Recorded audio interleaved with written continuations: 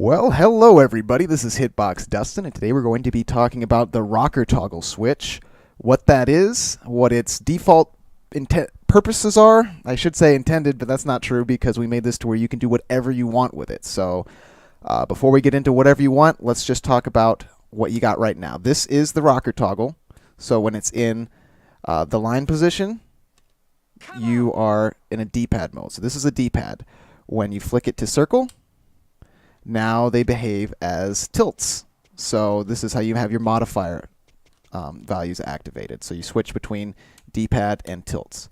But what you may not know is in the designer software, you've got your profiles and then button mapping. We showed you how to switch your button assignment, and we didn't tell you how to do that with the rocker toggle. Now you can do the exact same thing.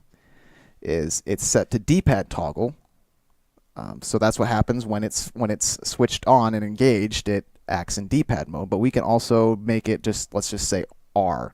So we're going to set it, save all changes, and by the time we switch back over, right now we're in tilt mode. Now we're in hold down a shield mode. So basically, you can assign your rocker toggle to be any button in the software. So let's go back to the software and I'll show you some of the best uses for that. Basically, the main useful one is going to be the mode button. So where is that?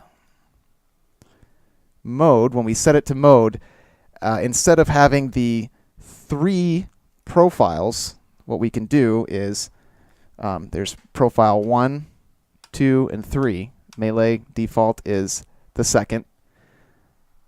What we can do is now in the software make all of these act as 2 profiles. So depending on which one it's set in, you'll have different tilt values for each one. Now I know that's a little bit complicated, but basically if you are a game specialist with one button layout, that means you can have all the different tilt modifiers you want to your heart's content. So if you have one for all of your mains and you've got more than 3 mains, you can get 6 profiles using the mode on the rocker toggle there.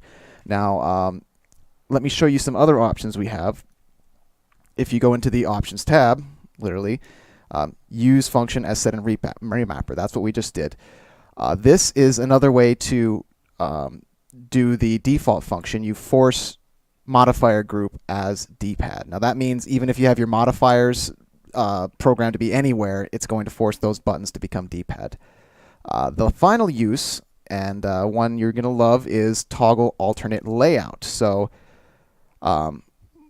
we're going to set it to toggle alternate layout, and now rather than programming the rocker switch, we're going to say, okay, so default, let's just do it with the start button so you get the idea. So it's set to start button, but when we check mark alternate layout, let's make that the A button, just so you can see it in action. So set, or start, A button. We're going to set it and save all changes to Smashbox. Now watch this. It's successfully saved. So here we are. It's the start button. And now it's a jab.